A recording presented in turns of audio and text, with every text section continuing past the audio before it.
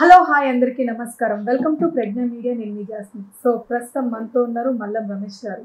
Senior journalist అని చెప్పుకోవచ్చు, లేదంటే డైరెక్టర్ అని చెప్పుకోవచ్చు, లేదంటే మిమిక్రీ ఆర్టిస్ట్ అని కూడా చెప్పుకోవచ్చు. సో నమస్కారం సార్. నమస్కారం. ఇన్ని గణం ఉన్నాయి సార్, అసలు ఏమని అనుకోవాలి మిమ్మల్ని? జర్నలిస్ట్ అనుకోవాలా, డైరెక్టర్ అనుకోవాలా, లేదంటే మిమిక్రీ ఆర్టిస్ట్ అనుకోవాలా? సందర్భానుసారంగా ఏదైనా అనుకోవచ్చు. ఒక్కోసారి అన్ని అనుకోవచ్చు, ఒక్కోసారి విడదీసి అంతవరకే పరిమితం కూడా చేయవచ్చు. ఓకే. సో ముఖ్యంగా ఈ వందే భారత్ అని చెప్పేసి మీరు మూవీ తీశారు కదా, నేను ఆ మూవీ గురించి మాట్లాడదామని చెప్పేసి. సో ఈ వందే భారత్ అని టైటిల్ ఎలా పెట్టారు సార్? వందే భారత్ అనేది నేను తీసిన సినిమా దేశభక్తి కంటెంట్. జనరల్ వందే భారత్ అనేది ట్రైన్ ఉంది కాబట్టి ఆ ట్రైన్కి దీనికి సంబంధం ఏదో ఉంది అనుకుంటారు. ఇంతకీ ట్రైన్ వచ్చాక మీరు సినిమా పేరు పెట్టారా, సినిమా పేరు పెట్టాక ట్రైన్ వచ్చిందా? ట్రైన్ వచ్చాక సినిమా పేరు పెట్టుకున్నాం కానీ మా మదిలో మాత్రం ట్రైన్కి ముందే ఉంది మనసులో. ఓకే. అయితే ఆ పేరు అనౌన్స్ చేయలేదు, పట్టించుకోలేదు. ఇక్కడ ఏంటంటే ఇప్పుడు డిసైడ్ అయిపోయింది. యాక్చువల్లీ ఈ మూవీ పేరు ముందుగా జుబేదా అనుకున్నాం. మీరు రాసుకున్న లిస్టులో వందే భారత్ ఇవన్నీ ఉన్నాయి. అయితే జుబేదా అని ఎందుకు అనుకున్నామంటే ఈ కంటెంట్ దేశభక్తికి సంబంధించింది, ముస్లిం ఓరియంటెడ్ సబ్జెక్ట్ కాబట్టి, హీరోయిన్ పేరు జుబేదా కాబట్టి జుబేదా అనే పేరుతో తీద్దామని డిసైడ్ చేసుకుంటే ఆ పేరు క్యాచీగా లేదు. ప్రముఖులు ఏది తీసినా ఏ పేరు పెట్టినా కూడా జనాల్లోకి వెళుతుంది. సినిమా ప్రముఖులు కానీ పెద్ద బ్యానర్లో నేను కొత్త వాడిని కాబట్టి అలా వీలు పడదు కాబట్టి ఆ పేరు కంటే వేరే పేరు ఆలోచిద్దామని క్రమంలో మా దర్శకత్వ పర్యవేక్షకుడు శ్రీ కోటపాటి శ్రీ, ఆయన కొంచెం సీనియరు డైరెక్టరు, నాకు సహకరించాడు, చేయూతనిచ్చాడు, దర్శకత్వంలో యాక్టివ్గా పాల్గొని ఆయన మొత్తం పర్యవేక్షణ చూసుకున్నాడు. నన్ను నడిపించడం కూడా జరిగింది.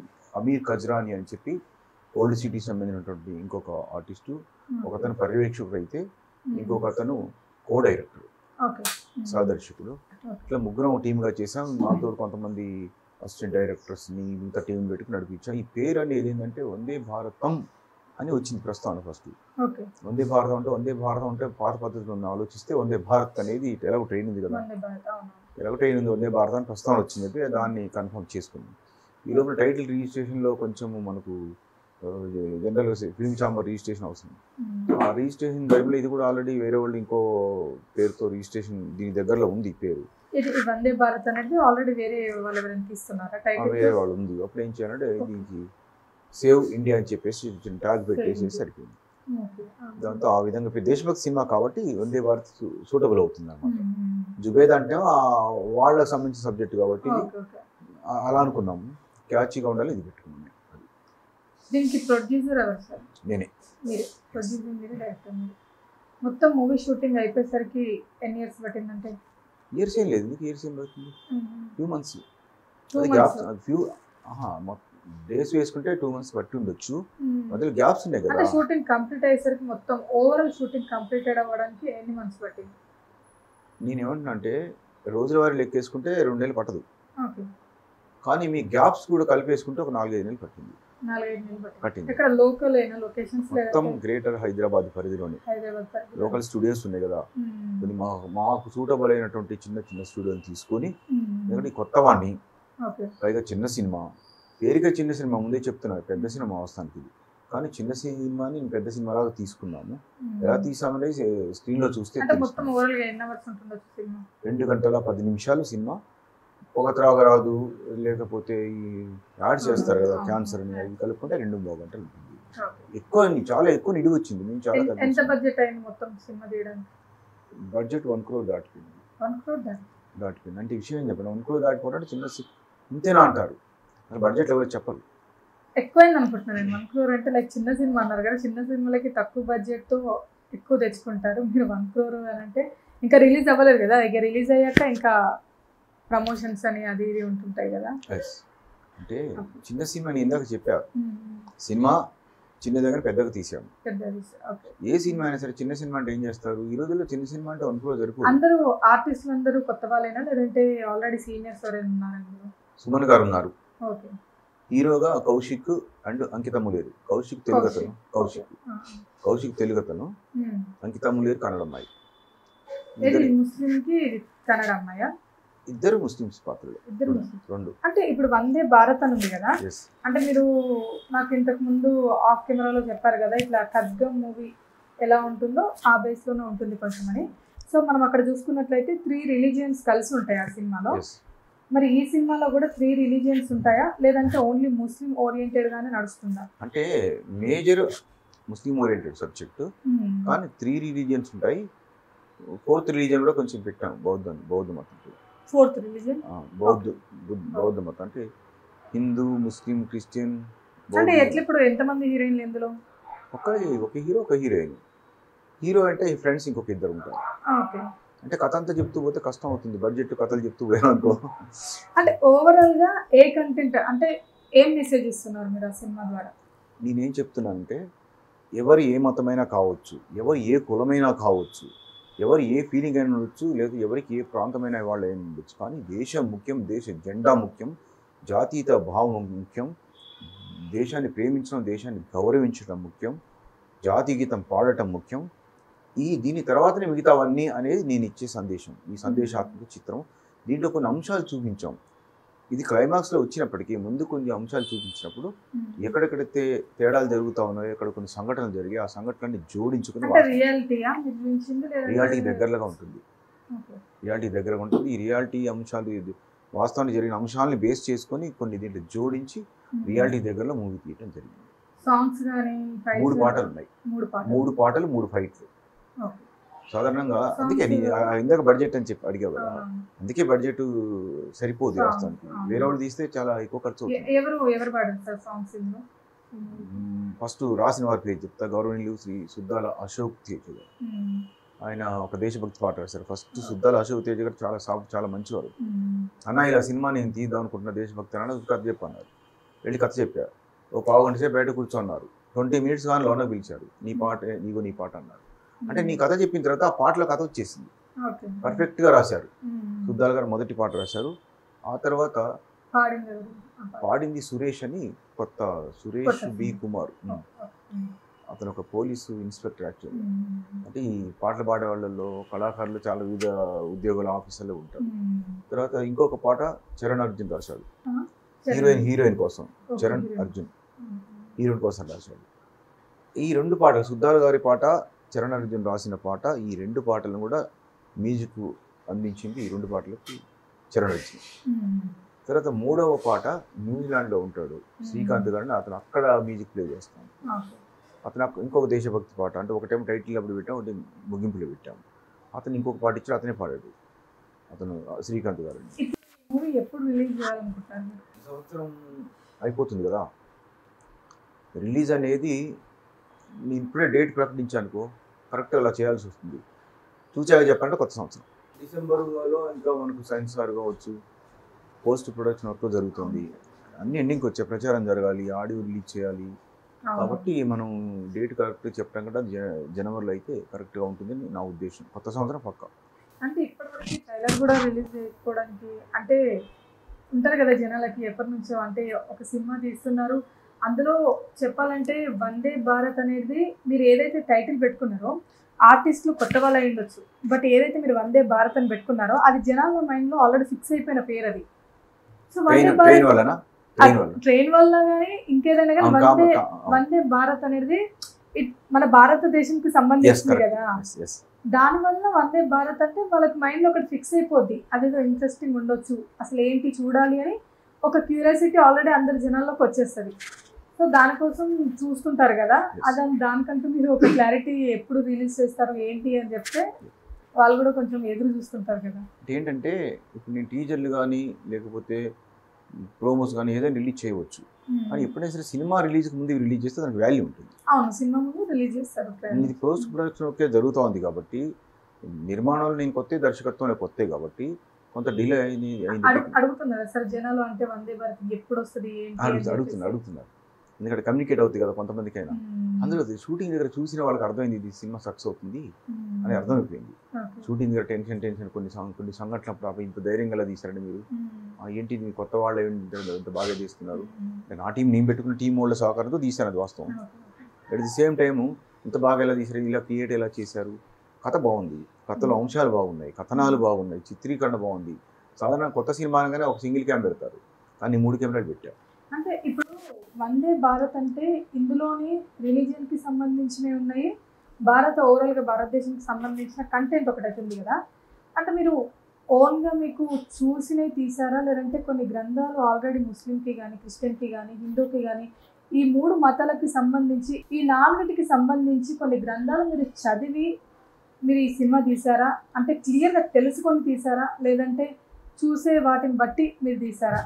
ప్రధానంగా చూసే వాటిని బట్టి బేస్ చేసుకున్నాను. ఫస్ట్ చరిత్రని, భారతదేశ చరిత్రను బేస్ చేసుకున్నాను.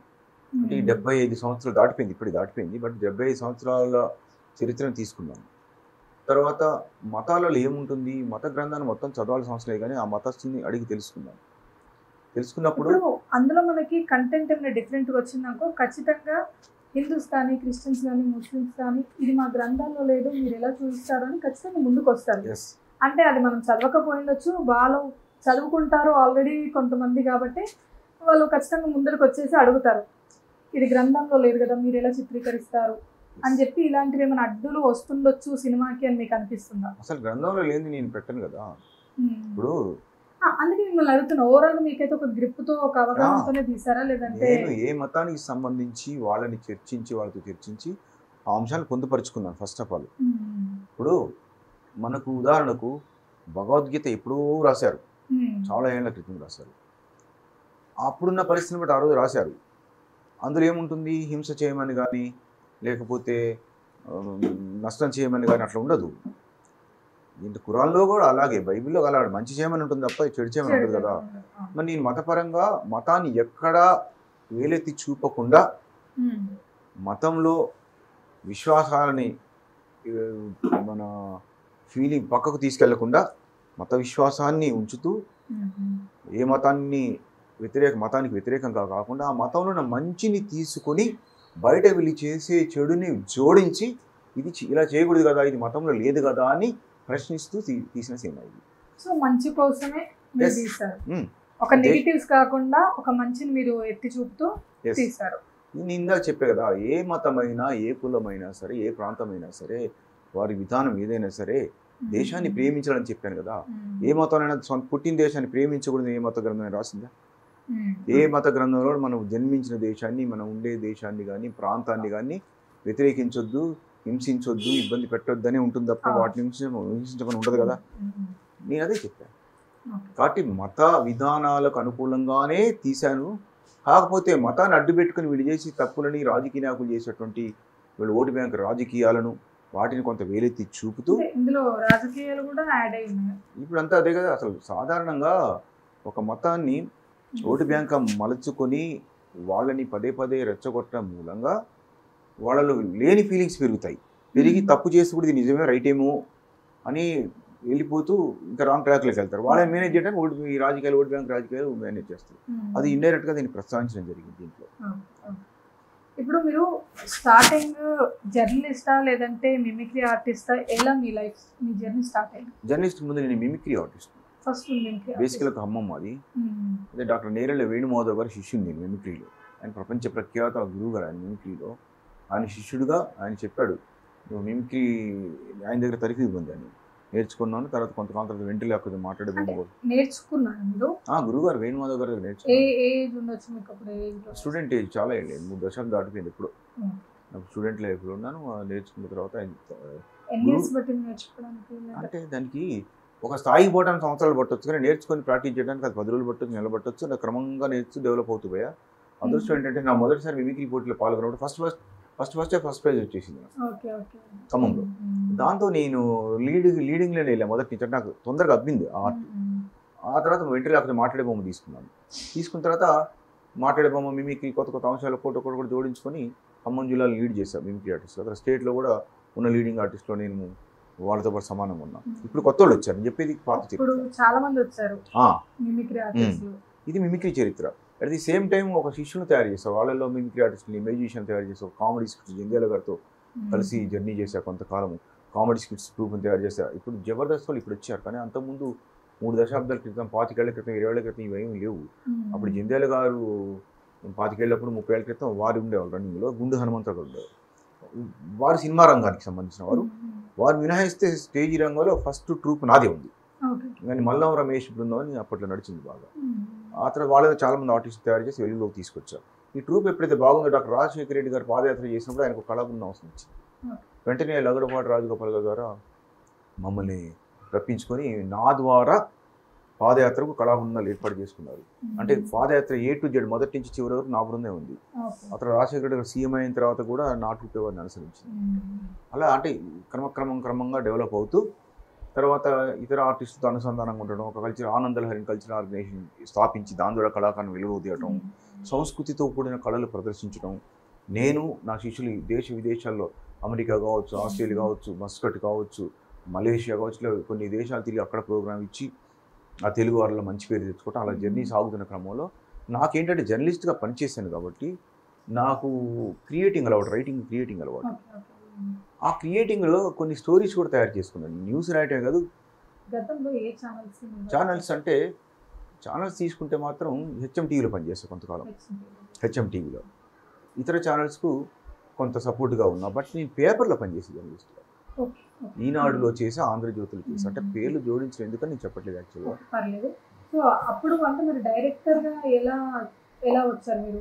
అంటే మీకు అనిపించింది ఇలా జర్నలిస్ట్గా మనం ఒక న్యూస్ మాత్రమే రాస్తాం కదా, ఇప్పుడు సినిమా కూడా మీరేం వందే భారత్ అని ఒక భారతదేశం గురించే ఓవరాల్గా పోల్చుకుంటే అది కూడా జర్నలిజంకి కూడా యాడ్ అవుతుంది. అంటే దేశభక్తికి సంబంధించే కదా మీరు రాసిన కంటెంట్. సో మీరు అలా జర్నలిస్ట్గా ఉండి కొన్ని చూస్తూ రాస్తూ ఇలా డైరెక్షన్ చేయాలి, ఒక సినిమా తీయాలి అనిపించిందా? లేదంటే మీకు మొదటి నుంచే ఒక సినిమా తీయాలి, నేను ఒక సినిమాకి డైరెక్షన్ చేయాలి అని అనిపించిందా? అంటే నాకు ఒక సినిమా తీయాలి, డైరెక్షన్ చేయాలని జనరల్గా ఉంది, సీరియస్గా ఏం లేదు, ఉంది ఫీలింగు. ఎందుకు ఉంటుంది అంటే ఎవరు తయారు చేసుకున్న కథను వాళ్ళు డైరెక్ట్ చేస్తే సినిమా బాగా వస్తుంది. మనం తయారు చేసుకున్న కథను వేరే వాళ్ళకి వాళ్ళు డైరెక్ట్ చేయమంటే వాళ్ళు సపోర్ట్ చేస్తారు. మనం రాసిన కథను మనం ఇలా తీయాలన్నప్పుడు వాళ్ళు సపోర్ట్ చేస్తూ మనతో చేస్తారు. వాళ్ళు ఒకళ్ళు ఇన్వాల్వ్ అయి చేసినా కూడా అది మన కంటెంట్ ప్రకారం పోతే మనం అబ్జర్వ్ చేస్తుంటాం. అందువల్ల ఎవరు రాసుకున్న కథను, ఎవరు ఊహించుకున్న కథను వారు తీస్తే కరెక్ట్ వస్తుంది. సినిమాలు చూసేటప్పుడు స్క్రీన్ మీద ఇది తప్పు ఉంది, ఇది సరిగ్గా లేదు, ఈ డైలాగ్ సరిగ్గా లేదు, మనకు ఆడియన్స్గా మనకు నాలెడ్జ్ ఫీల్ అవుతుంటాం కదా. ఇప్పుడు మనం ఒకటే అనుకుంటాం, సినిమా డైరెక్టర్ అనగానే అనుభవం ద్వారా వచ్చేవాళ్ళు కొందరు ఉంటారు, ఏ అనుభవం లేకుండా హఠాత్తుగా తీస్తారు. రామ్ గోపాల్ వర్మ గారు ఏ అనుభవం లేకుండా ఫస్ట్ ఆయన సినిమా తీశాడు. బయట ఈ రోజుల్లో షార్ట్ ఫిల్మ్ చాలామంది తీస్తున్నారు, వాళ్ళకి ఏ అనుభవం లేదు. వాళ్ళు షార్ట్ ఫిల్మ్ ఎందుకు తీస్తున్నారంటే పెద్ద సినిమా తీయలేక, బట్ ఈ షార్ట్ ఫిల్మ్ తీయగలిగారు కదా, కొంతమంది వైరల్ అవుతాయి చాలా. అంటే తీసే నాలెడ్జ్ కొందరికి ఉంటుంది, తీసే నాలెడ్జ్ కొందరికి ఉన్నప్పుడు వారు పెద్ద సినిమా తీయగలిగితే తీస్తారు, తీయలేదు కాబట్టి చిన్నది తీసుకుంటున్నారు. అది దట్ ఈజ్ ఆల్సో క్రియేటింగ్ కదా, అది కూడా. ఆ క్రియేటింగ్ నాలో మొదటి నుంచి ఉంది. అట్ ది సేమ్ టైం నేను జర్నలిస్ట్గా నాకు ఈ సీన్ ఇలా ఉండాలి, ఈ డైలాగ్ ఇలా ఉండాలి, ఈ సమాజం మీద ఒక నాలెడ్జ్ ఉంది. స్టేజ్ ఆర్టిస్ట్గా కూడా ఆడియన్స్ పల్స్ నాకు తెలుసు. స్టేజ్ ఆర్టిస్ట్ ఆడియన్స్ పల్స్ వేరు, సినిమా ఆడియన్స్ పల్స్ వేరు అనేది వేరే విషయం. ఇక్కడ తెలిసినప్పుడు అక్కడ అది కూడా తెలుస్తుంది. కాకపోతే సినిమా అనగానే ఏం చేస్తారు, ఎక్స్పోజింగ్, గ్లామరు, డబల్ మీనింగ్లు, ఐటమ్ సాంగులు, లవ్ లేదా కామెడీ లేదా ఫ్యామిలీ ఇట్లా తీసుకుంటారు. ఇవే సినిమాలు అనుకుంటారు. నా సినిమాలో ఎక్స్పోజింగ్ లేదు, గ్లామర్ ప్రాధాన్యత పెద్ద లేదు, ఏం లేదు, తర్వాత ఈ లవ్ ట్రాకులు కూడా ఏం లేవు, తర్వాత ఈ డబల్ మీనింగ్ లేదు, ఐటమ్ సాంగ్ లేవు, ఇవేవి లేకుండా నేను ఒక స్టోరీని జాగ్రత్తగా అల్లి A to Z పర్ఫెక్ట్గా తీసుకోగలిగాను. మరి ఎట్లా సార్ హీరోయిన్ ఎలా సెలెక్ట్ చేస్తారంటే మా దాంట్లో ఇలాంటి ఏం చూడలేదు, గ్లామర్ కానీ ఇవన్నీ అంటారు కదా, గ్లామర్ అంటే ఇక్కడ ఎలా సెలెక్ట్ చేస్తారు? గ్లామర్ అంటే నా ఉద్దేశము అమ్మాయి బాగుంటాం అని నేను అంటలేదు, అమ్మాయి బాగుంటుంది. గ్లామర్ అంటే గ్లామర్ కోసం డ్రెస్సులు వేసి కొంచెం హీరోయిన్ కూడా కాస్త ఎక్స్పోజ్ చేసి వాళ్ళే తెలివిగా ఏం చేశారు, ఆ యాంగిల్ వెళ్ళకుండా తను ఉన్న న్యాచురల్గా ఉన్నటువంటి అందాన్ని చూపెట్టడం వేరు, దాన్ని ఎక్స్పోజ్ చేసి చూపెట్టడం వేరు. కాబట్టి ఎక్స్పోజింగ్ జోలికి వెళ్ళకుండా మామూలుగా హీరోయిన్ ఎక్స్పోజింగ్ పెట్టగానే సినిమాలు ఏం చేస్తారంటే గ్లామర్ అని రాస్తున్నారు. అసలు యాక్చువల్లీ గ్లామర్ కాదు, ఎక్స్పోజింగ్. కాబట్టి మేము నిండు డ్రెస్సులతో తర్వాత సాంప్రదాయంగా చూపిస్తూ దేశభక్తి అనుకూలంగా A to Z కరెక్ట్గా తీసుకోగలిగాను సినిమాని. ఎవరు నమ్మరు, నేను కొత్తగా నిర్మాతగా ఉన్నా, కొత్తగా దర్శకత్వం వహించినా కూడా ఇతను సినిమా తీస్తాడు, ఇతను కథ రాస్తాడు అంటే ఇట్లా మీరు ఫస్ట్ టైం ఇలా ఒక డైరెక్షన్ చేయడం చాలా ధైర్యం కావాలి. ఎందుకంటే చాలా మంది ఉంటారు డైరెక్టర్ అవ్వాలి, నేను చాలా కథలు రాసుకున్న వాళ్ళు కూడా ఉంటారు, ఎన్నో కథలు రాసుకున్న వాళ్ళు. డైరెక్షన్ చెయ్యాలి అని వచ్చేసరికి కొంతమంది భయపడి ఆ స్క్రిప్ట్లు వేరే వాళ్ళ చేతిలో పెట్టిన వాళ్ళు కూడా కొందరు ఉన్నారు. డైరెక్షన్ విషయంకి వచ్చేసరికి పోతుందిలే, మనకు కొత్త కదా, తెలియదు, ఎక్స్పీరియన్స్ లేదు అని చెప్పి. సో డైరెక్టర్ల కంటే ఎక్కువ కింద అసిస్టెంట్ డైరెక్టర్లు కానీ మిగతా వాళ్ళు డైరెక్టర్స్ కానీ మిగతా team ఎవరైనా కానీ వాళ్ళకి ఇంకా అద్భుతమైన స్టోరీస్ ఉంటాయి వాళ్ళ దగ్గర. ఇలా డైరెక్ట్ చేస్తే బాగుంటుంది అన్న స్కిల్స్ వాళ్ళ దగ్గర ఉంటాయి, కానీ వాళ్ళలో ఒక భయం ఉంటుంది, అమ్మో నేను డైరెక్ట్ చేస్తే ఉండదేమో, నేను ఇంకా నేర్చుకోవాలని వాళ్ళు అక్కడే ఉండిపోతుంటారు. కానీ మీరు ఇలా ధైర్యం చేసి ముందుకు వచ్చి సినిమా తీయడం అనేది గ్రేట్. అసలు కంటెంట్ ఒకటే చెప్తున్నా నేను, వాళ్ళు పెట్టుబడి పెట్టే ముందు వాళ్ళు పెట్టుబడి పెట్టుకోలేరు. కొందరు పెట్టుబడి పెట్టేవాళ్ళు వీళ్ళకి దొరకరు, కొత్త కాబట్టి సక్సెస్ లేనప్పుడు పెట్టుబడి వాళ్ళని చూసి పెట్టేవారు. నా దగ్గరికి వచ్చాక నా కథను చూసి నేను పెట్టుబడి పెట్టుకున్నా, నేను డైరెక్ట్ చేయడం కోసం నా కథను చూసి నేను పెట్టుబడి పెట్టుకున్నప్పుడు ఎందుకు ఇంత కంటెంట్ బలంగా ఉంది కాబట్టి. కంటెంట్గా బలంగా ఉందంటే ఇప్పుడు ఇన్ని అంశాలు చెప్పేటప్పటికి నీ ప్రస్థానంలో పాలిటిక్స్ అని కులాలు మతాలు వచ్చేసినాయి కదా, ప్రస్తుతం దేశంలో నడుస్తుంది కూడా అదే కదా. అలాంటప్పుడు నా కథ ఏంటో A to Z ఎలా ఉంటుందో నాకు తెలుసు. చెప్పిన వారందరికీ నేను ఇప్పటివరకు ఈ కథ మీద డిస్కస్ చేసినప్పుడు ఒక్కరు కూడా కథ బాగాలేదని లేదు. చిత్రీకరణ జరుగుతున్న సమయంలో కానీ చిత్రీకరణ అయిపోయిన తర్వాత కానీ ఇందులో పార్టిసిపేట్ చేసినటువంటి టీం అందరూ కూడా టెక్నికల్ ఆర్ నాన్ టెక్నికల్ ఆ టీం ఎవరు కూడా ఈ సినిమా బాగలేదు అనలేదు ఇప్పటివరకు కూడా. కొంతమంది మొహమాట కోసం బాగుందండి ఆ టైప్ అయితే నాకు తెలిసిపోద్ది కదా చెప్తారు. అలాంటి పరిస్థితి ఏం లేదు కదా. కంటెంట్ చూసి నేను ధైర్యంగా పెట్టుబడి పెట్టుకున్నాను. అయితే పెట్టుబడి ఆయన డబ్బు లేదు, కానీ నా ఫ్రెండ్స్ నన్ను చూసి ఇవ్వటము, సహాయం చేయటము, కొంతమంది సపోర్ట్ చేయటము, కొంత అప్పుగా పెట్టడము, కొంతమంది తర్వాత ఇస్తాను చేయడం, ఇట్లా రకరకాల పద్ధతుల్లో మేము ఒక కెమెరా ఫ్రీ ఇచ్చాడు. ఫ్రీ అంటే తర్వాత తీసుకుంటారు. రెడ్ డ్రాగన్ కెమెరా కథ బాగుందండి, మీరు నాకు డబ్బులు వద్ది కెమెరా తీసుకోండి, సినిమా అయిపోయిన తర్వాత మాకు తర్వాత ఇద్దులే అని కెమెరా ఇచ్చేసారు. మాకు అప్పు చెప్తారు కథ నచ్చటం మూలంగా. అతను చెప్పాక ఇందాక డబుల్ క్యామ్, ట్రిపుల్ క్యామ్ ప్రతి సీన్లో 2-3 కెమెరాలు పెట్టింది. మరి ఇట్లా సినిమా ఆడియో లాంచ్ కానీ ప్రమోషన్స్ కానీ ఎలా ఉండబోతుంది? సింపుల్గా ఉంటాయి. నేను లేనిపోయి ఊహించుకొని చెప్పి, ఎందుకంటే నేను చిన్న నిర్మాతని, చిన్న దర్శకుని, నేను నటించే దాంట్లో చిన్న నటుని, ఇంకా నేను వెలుగులోకి రాని చిన్న నటుని, వెలుగులోకి రాని రచయితని, వెలుగులోకి రాని నిర్మాత అన్నీ. అంటే మిమిక్రీ ఆర్టిస్ట్గా వెలుగులోకి వచ్చి అక్కడ చరిత్ర నాకు బాగా ఉంది. నేను ఈ వీడియోస్ కొన్ని చూసినప్పుడు సార్ 5 years బ్యాక్ కానీ 10 years బ్యాక్ కానీ ఒక వెలుగు వెళ్ళినారు మీరు, చాలా జనాల్లోకి బాగా వచ్చారు. ఒక 10 years before corona, 10 years back మీ ఇంటర్వ్యూస్ అని చూస్తే. ఆఫ్టర్ ఇప్పుడు ఈ మధ్యలో అయితే అంతగా లేదు, కానీ నాకు తెలిసి అయితే ఈ సినిమా వచ్చాక మాత్రం మిమ్మల్ని అందరినీ గుర్తిస్తారు తప్పకుండా. ఇక్కడ ఏంటంటే కరోనా తర్వాత కల్చరల్ షో అయింది, స్లో అయ్యాయి. కానీ వీళ్ళల్లో ప్రొఫెషనల్గా ఇదే బతుకుతారు అని అనుకున్న ఆర్టిస్టులు తప్పదు కాబట్టి వాళ్ళు ఏదో తీసుకుపోయి ప్రోగ్రామ్ చేస్తారు. మా లాంటి వాళ్ళు ఏం చేస్తారు, ఎస్టాబ్లిషన్ కొంచెం అన్ని చేసిన పేరు వచ్చింది కాబట్టి ఇక మీ కరోనా తర్వాత మారిన పరిణామాల్లోకి వెళ్ళి కొంచెం స్లో అవుతాం. తర్వాత స్పీడ్ అయింది వాతావరణం, స్పీడ్ అయిన తర్వాత మీ సినిమాలో పడ్డా. సినిమాలో పడ్డ సినిమాకు విశేషం అంటే స్క్రిప్ట్ రాయడానికి 2 years పట్టింది, 2 సంవత్సరాలు పట్టింది. నేను కాంప్రమైజ్ కాలేదు, స్క్రిప్ట్ బాగా వచ్చేవారు కాంప్రమైజ్ కాలేదు. షూటింగ్ స్టార్ట్ అయ్యేవరకు పర్ఫెక్ట్ స్క్రిప్ట్ రాలేదు. పర్ఫెక్ట్ స్క్రిప్ట్ రాని ఎలా షూట్ చేస్తారండి అని పెద్ద చర్చ. అర్ధరాత్రి కూడా స్క్రిప్ట్ రాసుకోవడం జరిగింది, తెల్లవారుజామున రాసుకోవడం జరిగింది, షూటింగ్ జరిగేటప్పుడు కూడా ఆపి రాసుకోవడం జరిగింది. కొన్ని స్క్రిప్ట్ లేకుండా నోటి మాటకు చెప్పి యాక్షన్ తీసుకోవడం జరిగింది. స్క్రిప్ట్ లేకుండా యాక్షన్ తీసుకోవాలి అంటే అది ఎంతో అనుభవం ఉన్న వాళ్ళకి తీసుకుంటారు. కానీ నాకు అక్కడ పట్టుంది, నాకు స్టేజ్ షోస్లో కూడా వితౌట్ స్క్రిప్ట్ నేను తీసుకునే అలవాటు నాకుంది. లేదు, నేను నటించినప్పుడు కానీ సినిమాలు పార్టిసిపేట్ చేసినప్పుడు కానీ చిన్న చిన్న పాత్రలు వేసి అబ్జర్వ్ చేస్తే బాగా అబ్జర్వ్ చేస్తే వాళ్ళు ఏం నటిస్తున్నారు, వీళ్ళు ఏం తీస్తున్నారు అని అబ్జర్వ్ చేస్తూ ఆ ప్రకారం ఓహో అతను నటించాడు, ఈ కెమెరా యాంగిల్ ఇలా ఉంది, ఓకే నాకు అనుభవం టీంని పెట్టుకుంటే నాకు ఓకే. రాసుకుంది నేను, కథ రాసుకుంది నేనైనప్పుడు, డైలాగ్ రాసుకుంది నేనైనప్పుడు, అంటే మిగతా వాళ్ళతో డిస్కస్ చేశాను, 7 రైటర్లతో డిస్కస్ చేశాను వేరే అందుకే 2 సంవత్సరాలు పెట్టింది. కథ మైండ్లో నా సీన్స్ నాకు కనిపిస్తున్నప్పుడు ఆ ఫీలింగ్ ఎలా ఉండాలి, యాక్షన్ ఎలా ఉండాలి నాకు తెలుస్తుంది కదా. అది ఎలా తీయాలనేదే కదా దర్శకత్వం అంటే. అది ఎలా తీయాలనే దానికి ఒక టీంని మాట్లాడుకొని తీసుకోవటం వాళ్ళ సహకారంతో నేను ముందు పోవడం జరిగింది కాబట్టి బాగా వచ్చింది ఎవరు అందరు చెప్తారు. యాక్చువల్గా పేరు చూస్తేనే ఆఫ్ సక్సెస్ అయిపోయారు, ఎందుకంటే అది ఒక కొత్త పేరు వస్తేనేమో మనకి. కొంతమంది ఆల్రెడీ ఫేమస్ ఉన్న వాళ్ళు కూడా వాళ్ళు పెట్టుకున్న టైటిల్ని బట్టి అంత ఇంట్రెస్ట్ చూపించారు జనాలు, అది ఏం చూద్దాంలే అన్నట్టుంటుంది. కానీ ఈ సినిమా కథ తెలీదు అండ్ కొత్తగా డైరెక్షన్ చేసినట్టు ఎవరికి తెలీదు. ఆ వందే భారత్ అని ఒక పేరు ఏదైతే ఉందో అది అందరి జనాల్లోకి మైండ్లోకి ఆల్రెడీ వెళ్ళిపోయిన పేరు కాబట్టి తప్పకుండా అక్కడ టైటిల్తోనే సగం సక్సెస్ అయిపోయినట్టే సార్. సో మిగతాది సినిమా వచ్చాక ఇంకా చూడాలి మేము ఎలా ఉంటుంది ఏంటి అని. సినిమా మాత్రం బాగుంటుంది, కాకపోతే ఒక సమస్య ఏంటంటే ఉన్నమాట మాట్లాడుకోవాలి మనం. టైటిల్ బాగుంది, కంటెంట్ బాగుంది, చాలా కసరత్తు చేశాను చెప్పాను, 7 రైటర్లతో డిస్కస్ చేయడం జరిగింది, 2 years పట్టింది. విశేషం ఏంటంటే ఇప్పుడు పెట్టినటువంటి హీరో కౌశిక్ కంటే ముందు వేరే హీరోని సెలెక్ట్ చేసుకున్నాం.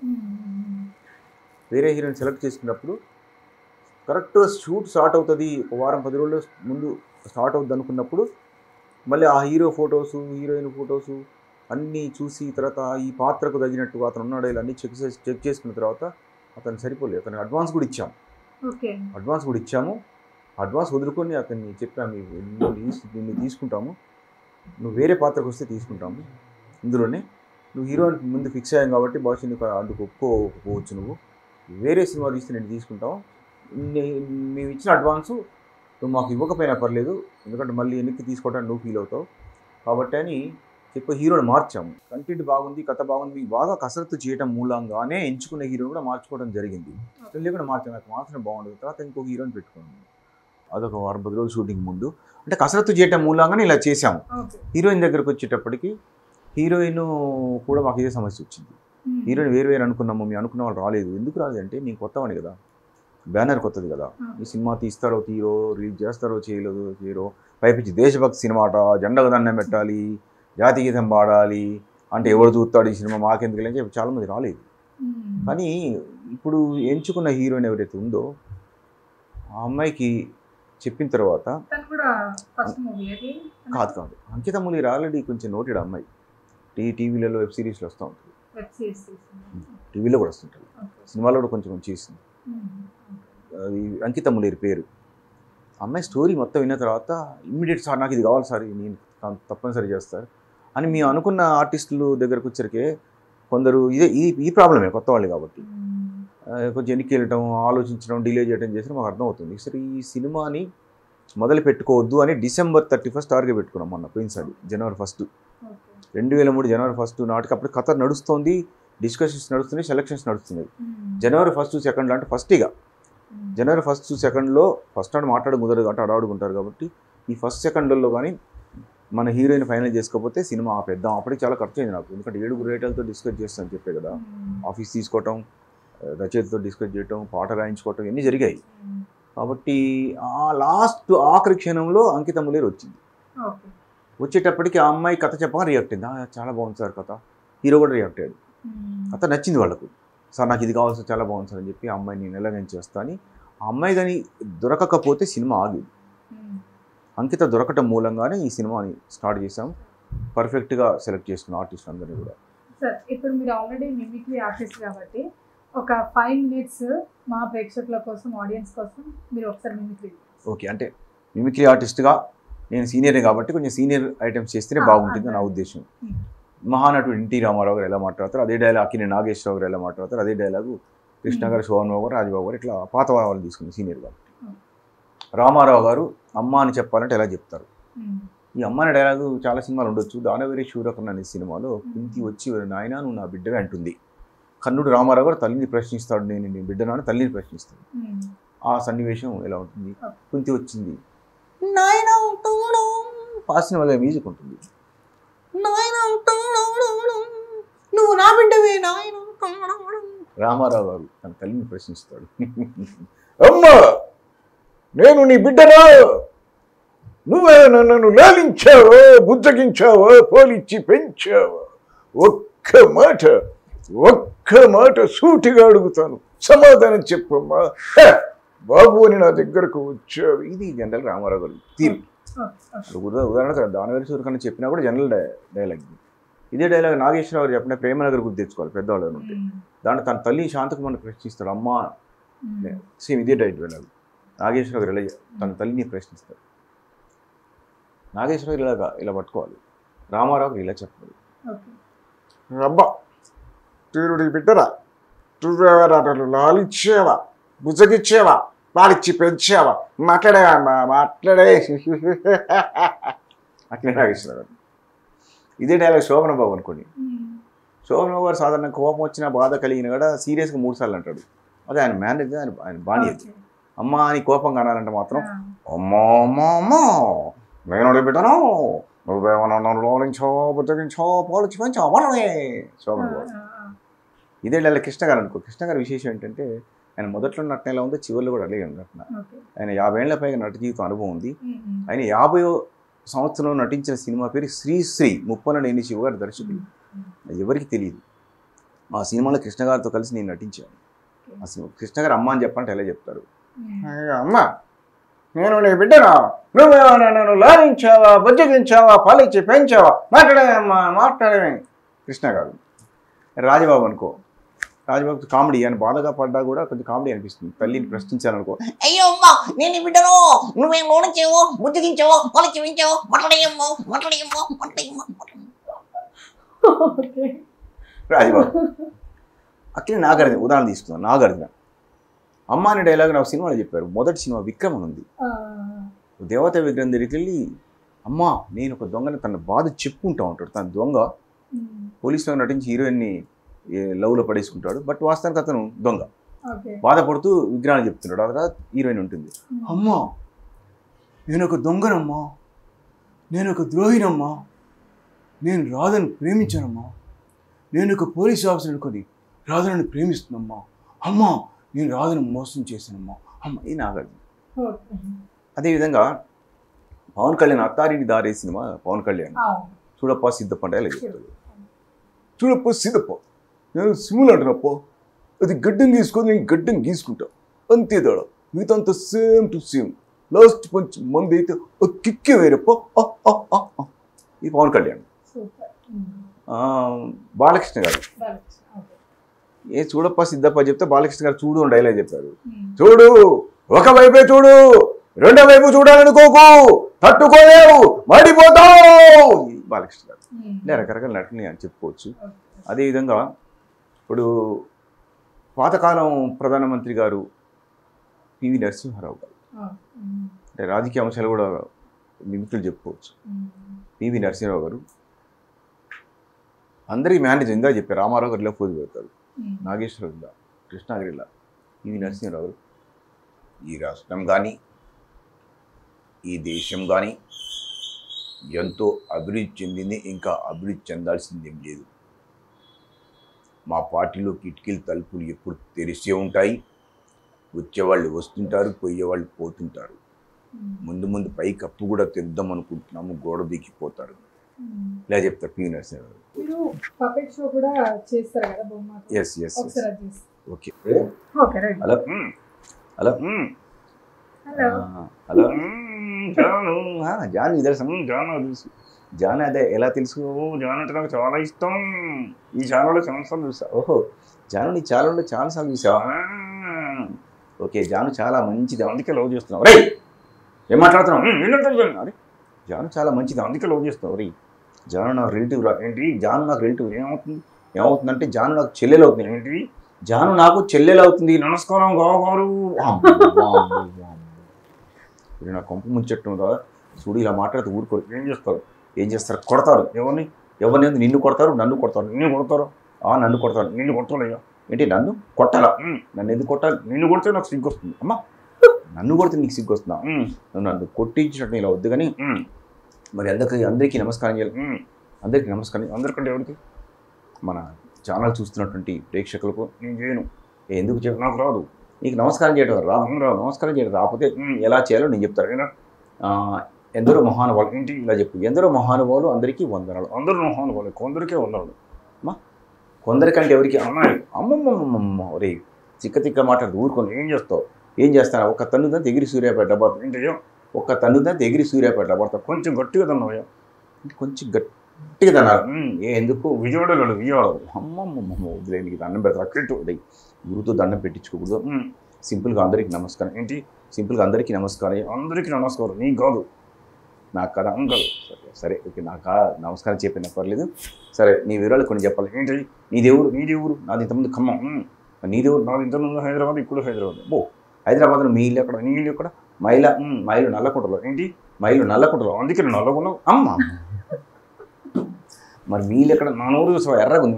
ఎర్రగడ్డ ఉంటా. ఎర్రగడ్డ. అబ్బా ఓహోహోహో, అంటే నేను నల్లగుంటే నల్లగుంటుంటారా? నువ్వు ఎర్రగుంటే ఎర్రగడ్డ ఉంటావా? మరి సన్నగా ఉన్న వాళ్ళు ఎక్కడ ఉంటారు? సన్నగర్లు. అమ్మమ్మమ్మ. మరి కొంతమంది హైటెక్ ఉంటారు, వాళ్ళు ఎక్కడ ఉంటారు? హైటెక్ సిటీలో. ఓహో భలే చెప్తున్నావు. కానీ వద్దులే, ఒకసారి జానుకు థ్యాంక్స్ చెప్పు. జాను థ్యాంక్స్ ఇట్లా చెప్పేది. ఒరే ఇది అన్నం పెడతాడు పెట్టు. ఇద్దరు అట్లా చేయొద్దు. అన్నీ చెప్పి జాను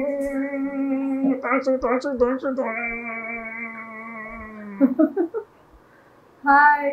హాయ్ చెక్కునడి జాను జాను ఒరి ఆగు ఆగు. ఇలా సరదాగా సూపర్ అసలు మామూలుగా లేదు. అంటే ఆ వాయిస్ దానికి మళ్ళీ మీరే లిప్స్ ప్రాక్టీస్ ప్రాక్టీస్ వస్తుంది ఇంటిలో అంటే వేరే వాళ్ళు చేయడం చూసాను పపెట్ షోస్, బట్ ఇది నాకు చాలా గ్రేట్ Different గా అనిపించింది. అనిపించింది. చాలా డిఫరెంట్ అసలు తెలియట్లేదు. ఇప్పుడు మనకు వేరే వాళ్ళు చేశారనుకో వాళ్ళు పైన బొమ్మలు పెడతారు, వీళ్ళు లోపల ఉంటారు కనబడరు జనాలు. ఇక్కడ మీరు మాట్లాడుతూ లిప్సింక్ దానికి ఇస్తూ అస్సలు తెలియలేదు, అదే మాట్లాడుతున్నట్టు అనిపించింది.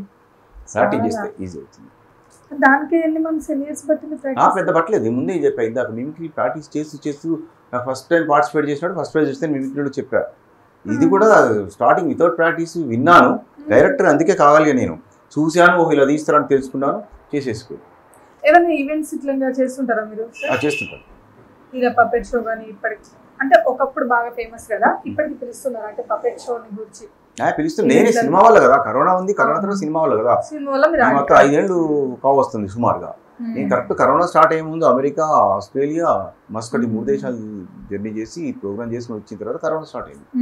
కరోనా పరిస్థితి అయితే నా ప్రోగ్రామ్స్ కంటిన్యూ ఇంగ్లాండ్ వెళ్ళేవాడిని, తర్వాత మరోసారి దుబాయ్ వెళ్ళేవాడిని ఎగ్జామ్. అయితే ఆ తర్వాత సినిమాలో చెప్పా 2 years స్టోరీ పట్టింది కదా.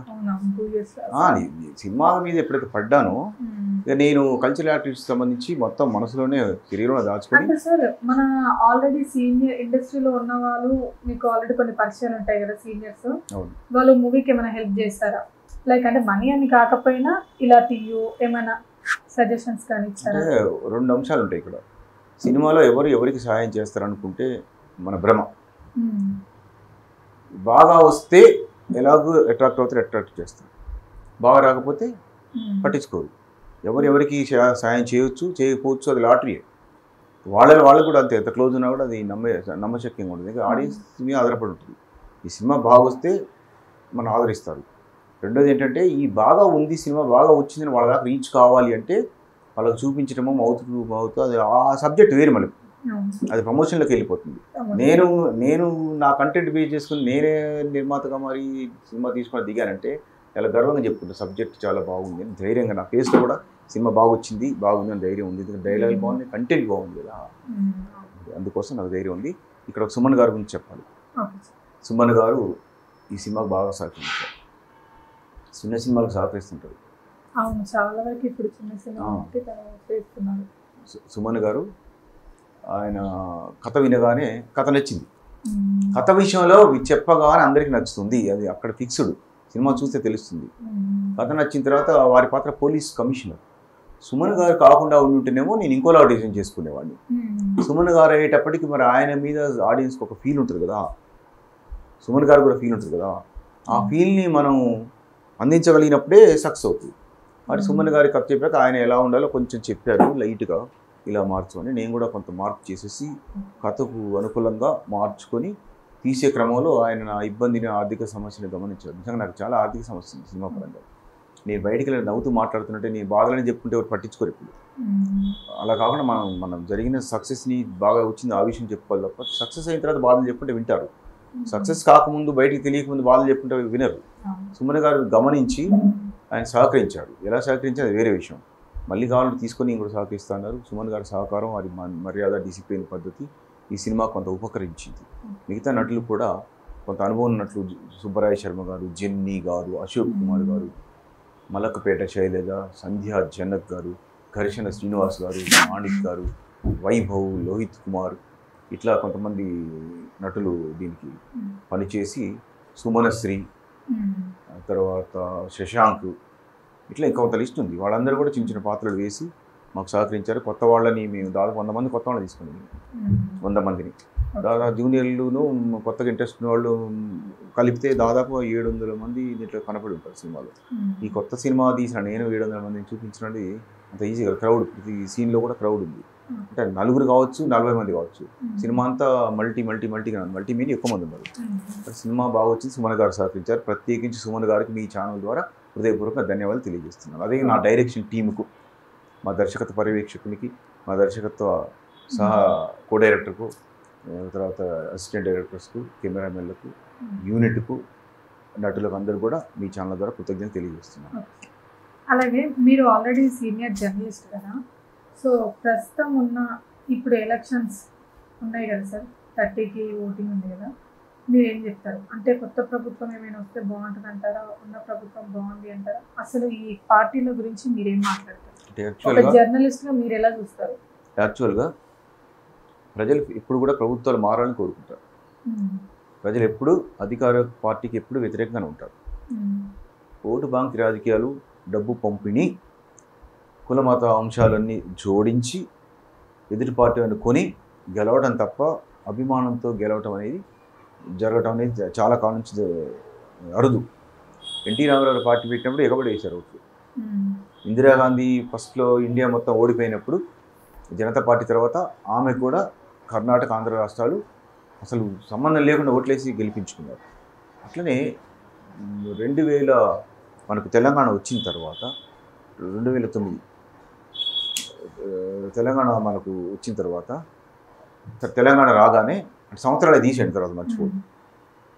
ఇలా ఎన్టీ రామారావు గారు ఆయన ఉవ్వెత్తున గెలిచారు, ఇందిరాగాంధీ గారు కానీ.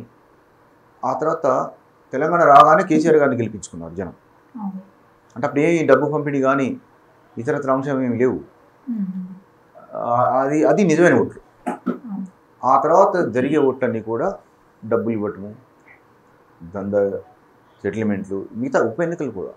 ఈ క్రమంలో ఏంటంటే ఎందుకు ఈ మాట చెప్తున్నా అంటే ప్రజలు ఎప్పుడు కూడా ప్రభుత్వం మారాలని కోరుకుంటారు. బికాజ్ వాళ్ళు పవర్లోకి వచ్చిన తర్వాత దోపిడీకి అలవాటు పడతారు, దౌర్జన్యాలకు అలవాటు పడతారు, అధికార దుర్వినియోగం అలవాటు పడతారు. ఈ 2 రాష్ట్రాలు తీసుకోలేదేమి.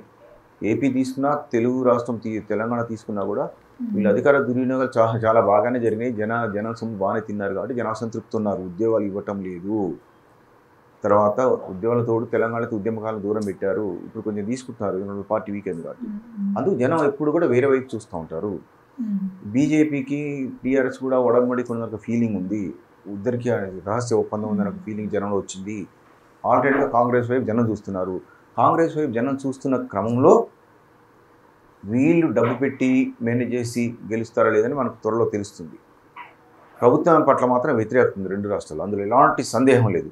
కానీ ఆ వ్యతిరేకతని వాళ్ళు అనుకూలంగా మలుచుకోవడానికి కేవలం డబ్బు, ఓటు బ్యాంక్ రాజకీయాలు ప్రభావితం చేస్తారు. కాబట్టి ఆ దిశగానే వాళ్ళు గెలుపు ఆలోచిస్తున్నారు. ప్రజల్లో మాత్రం అసంతృప్తి. Thank you. So me movie అయితే మంచిగా సక్సెస్ అవ్వాలి అని చెప్పేసి జనాల్లోకి ఎక్కువగా వెళ్ళాలి. అది ఏంటంటే వందే భారత్ అనేది మన భారతదేశానికి సంబంధించిన ఒక కంటెంట్, ఒక సినిమా అని మీరు అంటున్నారు కాబట్టి ఖచ్చితంగా ఆ సినిమా సక్సెస్ అవ్వాలని మా ప్రజ్ఞ మీడియా తరపు నుంచి మేమందరం కోరుకుంటున్నాం sir. Thank you sir. Thank you అమ్మా. డియర్ ప్రజ్ఞ వ్యూవర్స్, ఒకటే రిక్వెస్ట్ చేస్తున్నాను. ఏ కులమైన, ఏ మతమైన, ఇందాక చెప్పాను నేను, ఏ ప్రాంతమైన దేశంలో, రాష్ట్రంలో, తర్వాత ఎవరి అభిరుచులు ఎలా ఉన్నప్పటికీ కూడా మనకు దేశం ముఖ్యం, దేశ జెండా ముఖ్యం అనే విషయాన్ని దృష్టిలో పెట్టుకొని నేను సినిమా కూడా అదే తీశాను. కాబట్టి దయచేసి ఎక్స్పోజింగ్లు, గ్లామర్లు వగైరా వగైరా ఐటమ్ సాంగ్లు, డబల్ మీనింగ్లు వాటి పక్కన పెట్టి, ఎందుకంటే చాలామంది ఏం చెప్తారు, కుటుంబ సమేతంగా చూడాలి సినిమా, తల్లిదండ్రులు పిల్లలు కలిసి చూడాలి, అన్నా చెల్లెలు కలిసి చూడాలి, తల్లి కొడుకు, తండ్రి కూతుళ్ళు కలిసి చూడాలి సినిమా అనే టాక్ ఉంది కదా. అలాంటి సినిమాలు కావాలని, ఇది అలాంటి సినిమే. అందరి కుటుంబ సమేత పక్క పక్కన కూర్చొని చాలా గర్వంగా చూడొచ్చు. దేశాన్ని ప్రేమించే వారందరికీ సినిమా నచ్చుతుంది. దేశాన్ని ప్రేమించకుండా విదేశాన్ని ప్రేమించే వాళ్ళు ఎవరైనా ఉన్నట్టయితే మాత్రం వాళ్ళకి నచ్చినా కూడా బయటికి ఒప్పుకోరు. కాబట్టి దేశాన్ని ప్రేమించేవారు ఈ సినిమాను ఆదరించడం మనం చేస్తున్నాను. Thank you very much. Okay sir, thank you. Please subscribe Pragna Media. Please like, share, subscribe to Pragna Media. Pragna Media, please do like, share and subscribe. Please subscribe to Pragna Media. Please like, share and comment if you like the video. Pragna Media.